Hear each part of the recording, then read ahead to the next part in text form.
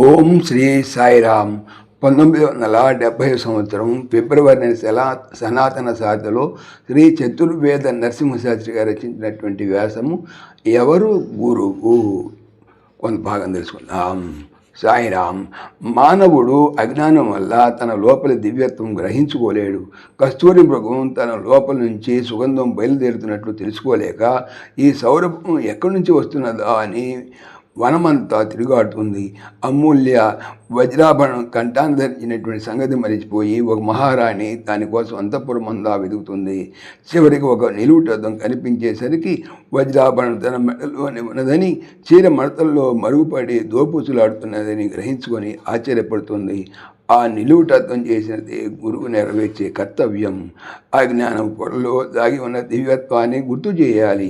అహంకార మమకారాల పొరల్లో దాగుడు మూతలాడుతున్నటువంటి ఆత్మతత్వాన్ని ఆవిష్కరించాలి. కుండ లోపల దాగి ఉన్న దీపకళిక జ్ఞానం. అజ్ఞానం అనే ఆ కుండ మూతను తొలగించి లోపల దివ్యజ్యోతిని వెలుపలికి తేవటమే సద్గురువు కారుణ్యంతో ప్రసాదించే విద్యకు లక్ష్యం. లోపల లేని దానాన్ని ఇవ్వటం కాదు, నరుడి లోపం పాత్ర వేసిన జ్ఞానదానాన్ని తవ్వి తలకెత్తటమే విద్యకు పరమ లక్ష్యం. రాతి బండ పైన కూర్చుకొని ఒక బాటసారి దాహం దాహం అని గొంతు ఎండిపోయి కేకలు పెడుతూ ఉంటాడు. చుట్టూ ఎడారి ఇసుక, ఎక్కడా దాహం తీరే దారి కనపడదు. ఇంతలో ఒక అద్భుత వ్యక్తి ఎదుట మెరిసి, నాయనా, నువ్వు కూర్చున్న బండ కిందనే నీ దాహం తీర్చగల మంచినీళ్ళ ఊట దొరుకుతుంది, లే వెదుకు అంటాడు. బండను పక్కగానే నీరు బుస్సున పైకి వస్తుంది. ఈ విధంగానే అజ్ఞానాన్ని తొలగించగానే సుజ్ఞానం ఆవిర్భవిస్తుంది. తన చెంత ఉన్న నిధి నిక్షేపాలేవో మానవునికి తెలియవు, అవి తెలియజెప్పగలవాడే గురువు. ఈ సత్యాన్ని గ్రహించుకుంటే మీకు మీరే గురువులు కావచ్చును అని స్వామి ఒకసారి సెలవిచ్చారు. ఇటువంటి ప్రాతిపదికలు కలిగిన విద్యాబోధన కోసమే భగవాన్ ఉద్యమించి భారతదేశంలో కళాశాల స్థాపన చేస్తున్నారు. సకల కళాప్రియులైనటువంటి పర్తీశ్వరులు నెలకొల్పుతున్న విశిష్ట విద్యా సంస్థల నిజమైన కళాశాల వెలుగొందగలవు. చదువులలో మర్మమేమిటో ప్రకటించగల ఉత్తమ విజ్ఞాన కేంద్రాలు స్థాపించి భగవత్ తత్వములో నిరతము రమించే దేశం భారతమని నిరూపించడమే స్వామి యొక్క సంకల్పం. అది నిర్వికల్పం. నేటి లోపభూయిష్టమైన విద్యారంగములో పరివర్తన కలిగించి మానవుల్లో సర్వాంగీణ వికాసం కల్పించటమే ఇప్పటి క్లిష్ట పరిస్థితుల్లో సర్వశక్తి సంబంధితుల జగద్గురు సత్తములు శ్రీ సత్యసాయినాథులకే సాధ్యమవుతుంది.